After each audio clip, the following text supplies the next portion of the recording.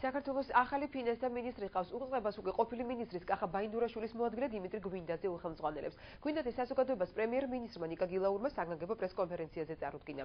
ახლა უკვე მინისტრის რანგში მუშაობას ექს-მოადგილე მომავალი კვირითა შეუდგება. საკადრო ცვლილებების თემაზე პირდაპირ ეთერში ნოდარ ჩაჩუა ისაუბრებს. ნოდარ, როგორ შეფასდა ბაინდურაშვილის მუშაობა და რა გეგმები აქვს ახალ მინისტრს?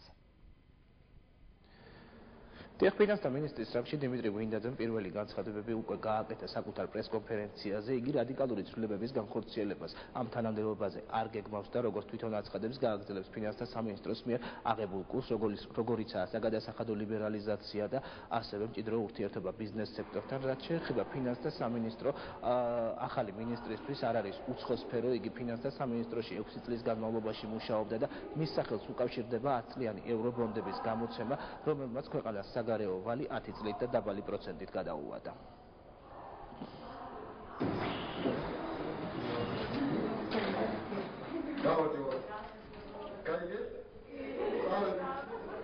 ეკონომიკურ გუნდში განხორციელებული ცვლილება პრემიერ-მინისტრმა კანცელარიაში გაახმოვანა. სპეციალურ ბრიფინგზე ნიკა გილაურმა ფინანსთა მინისტრის თანამდებობაზე კახა ბაინდურაშვილის შემცვლელად მისივე მოადგილე დიმიტრი გვინდაძე დაასახელა. გვინდაძის წარდგენისას გილაურმა განაცხადა, რომ მის სახელს აპრილში 500 მილიონიანი დოლარის ღირებულების ევროობლიგაციების გამოშვება და იმ დონორების მოზიდვა უკავშირდება, რომლებმაც 2008 წელს საქართველოს მილიარდიანი დახმარება გაუწიეს.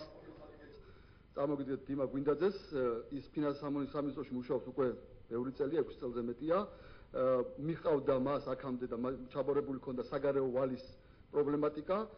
მოგეხსენებათ, რომ სწორედ ამაში იყო საქართველოს ძალზე წარმატებული წელს რამოდენიმე თვის წინ, როდესაც ევრობონდი გამოუშვით, 10 წლიანი ევრობონდი გამოუშვით და ერთ-ერთი ყველაზე უფრო წარმატებული ტრანზაქცია იყო სოფლიო საფინანსო ბაზრებზე წლევანდელ წლის განმავლობაში და ეს სწორედ იმას დამსახურებაა. თავად გვინდაძე ფინანსთა მინისტრის პოსტზე კახა ბაინდურაშვილის მიერ დაწყებული რეფორმების გაგრძელებას აპირებს. ეკონომიკის ლიბერალიზაციის პროცესის წარმატებით დასრულება ახალი ფინანსთა მინისტრის მთავარი მიზანი იქნება. რაც შეეხება საკადრო გადაადგილებებს, სავარაუდოდ საკადრო გადაადგილებები არ იქნება, იმიტომ ეს არის საკმაოდ ძლიერი სამინისტრო, სადაც მუშაობს მრავალი ღირსეული კადრი, მცოდნეები, დიდი გამოცდილების მქონე ხალხი.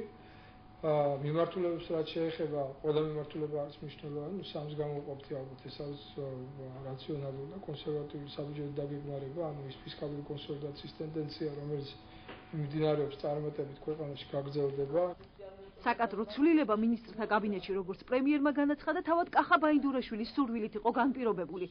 ბაინდურაშვილმა, რომელსაც მინისტრის პოსტი 2009 წლის თებერვლიდან ეკავა, თანამდებობა საკუთარი ინიციატივით დატოვა და იგი საქართველოს ფოსტის სამეთვალყურეო საბჭოს თავმჯდომარე გახდება.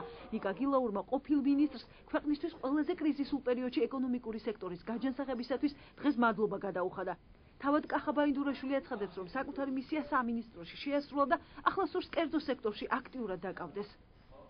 მე თვითონ გავეკუთვნები იმ კატეგორიის მენეჯერებს თუ ადამიანებს, რომელთაც უფრო მეტად გამოწვევები აინტერესებს ცხოვრებაში, ვიდრე ასე ვთქვათ დაწმარებული და თბილი სავარძელი, ეს ჩემი ცხოვრების წესი არ არის, შესაბამისად ჩავთვალე, რომ ამ ეტაპზე ჩემთვის პირადად უფრო საინტერესო იქნებოდა უფრო ასე ვთქვათ დინამიური და აქტიური ახალი მიმართულება. მოულოდნელი გადაწყვეტილება ასე შეაფასა საპარლამენტო ოპოზიციამ კახა ბაინდურაშვილის გადადგომა. მათთვის გაუგებარია ისიც თუ რატომ დაინიხდა ფინანსთა მინისტრის პოსტზე ისეთი კანდიდატურა, რომელიც ბაინდურაშვილის ეკონომიკური კურსის გამტარებელი იყო. აქ ეთქობა რაღაც პიროვნულ დაპირისპირებასთან გვაქვს საქმე და არა რაღაცა კურსის შეცვლასთან სამინისტროში და რაღაცა სტრატეგიულ ჩავარდნასთან სამინისტროს საქმეების. ყოველ შემთხვევაში მე ესეთ გადმოსახედიდან უყურებ ამ მოვლენას. საკადრო ცვლილებების კომენტირებისას უმრავლესობის წევრები ხაზს უსვამენ კახა ბაინდურაშვილის პროფესიულ დამსახურებას. მათი შეფასებით ბაინდურაშვილი ქვეყნის ყველაზე წარმატებული ფინანსთა მინისტრი იყო, რომელმაც საგადასახადო სფეროში რევოლუციური რეფორმები განახორციელა და ქვეყანაში ომის შემდგომ არსებულ ეკონომიკურ კრიზისს თავი წარმატებით გაართვა. თვითონ ახალ კოდექსშიც ძალიან ბევრი მუხლი, რომელიც არის დაზუსტებული ლიბერალურად, სწორედ კახას დამსახურებაა. მე და ჩემს მეგობრებს, ჩემს კოლეგებს, უმრავლესობის წევრებს ძალიან გვსიამოვნებდა ესეთ პროფესიონალთან ურთიერთობა, როგორიც კახა ბაინდურაშვილი იყო, ის მართლაც საკმაოდ კარგად და წარმატებულად უძღვებოდა თავის საქმეს. ბატონი კახა იყო მინისტრი, რომლის დროსაც ბევრი საინტერესო რეფორმა იქნა გატარებული, ახალი კურსი, რომელიც დაინერგა, მასში საკმაოდ ბევრი წვლილი მიუძღვის სწორედ ბატონ კახას, თუმცა ემავდროულად მინდა გითხრათ, რომ პატივცემ ნებისმიერ ადამიანს გადაწყვეტილებას, რომ თავად აირჩიოს მომავალი საქმიანობის გეგმები.